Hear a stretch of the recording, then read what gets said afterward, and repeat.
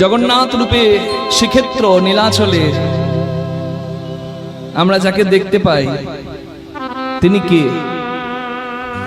হরি বল, হরি বল। তিনি আর অন্য কেউ নন, তিনি হলেন কৃষ্ণ ভগবান।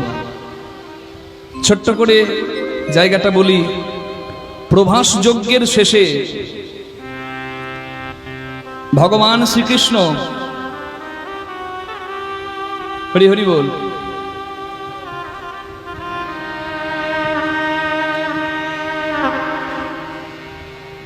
125 বছর বয়সে জরাব্যাধের বাণে নিজের লীলা সংবরণ করলেন। ভগবানের দেহটি সৎকার করেছিলেন কে? আপনারা জানেন নামটা?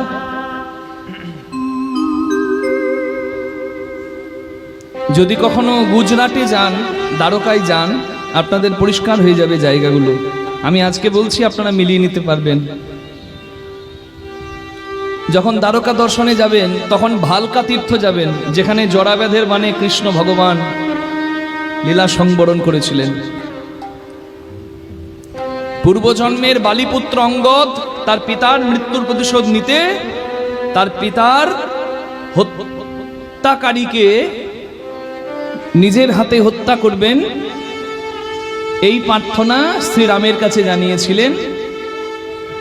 তাই রামচন্দ্র যেদিন কৃষ্ণ হলেন, বালিপুত্র অঙ্গদ জরাব্যাধ নামে জন্ম নিলেন এবং সেই জরাব্যাধের বাণেই কৃষ্ণ ভগবান নিজে লীলা সংবরণ করলেন।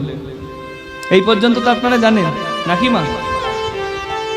কিন্তু আমার কথা হলো, ওই জরাব্যাধের বাণে আমার কৃষ্ণ ভগবান লীলা সংবরণ করলেন। এরপরে কৃষ্ণ ভগবানের দেহটার কি হলো?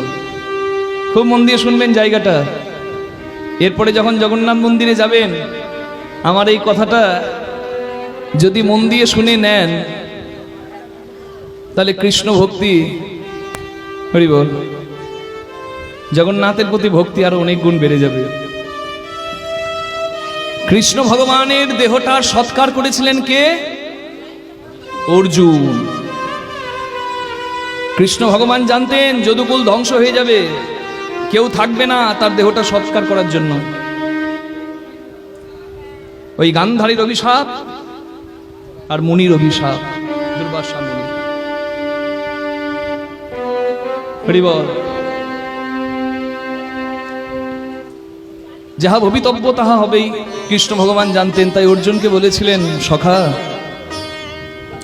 আমি যেদিন লীলা সংবরণ করব, আমি যেদিন লীলা শেষ করে দেব, তুমি আমার দেহটাকে সৎকার করবে।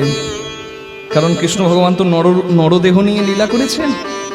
যদিও কৃষ্ণের যথেক লীলা সর্বোত্তম নরলীলা, নরবপু যাহার স্বরূপ, গোপবেশ বেণুকর নবকৈশোর নটবর নরলীলা হয় অনুরূপ। অর্জুন ভগবানের দেহটাকে সৎকার করলেন, কিন্তু সব অংশ পুড়ে গেলেও, পঞ্চভূতে মিশে গেলেও ভগবানের হৃদয়টা, কেউ বলে নাভিটা,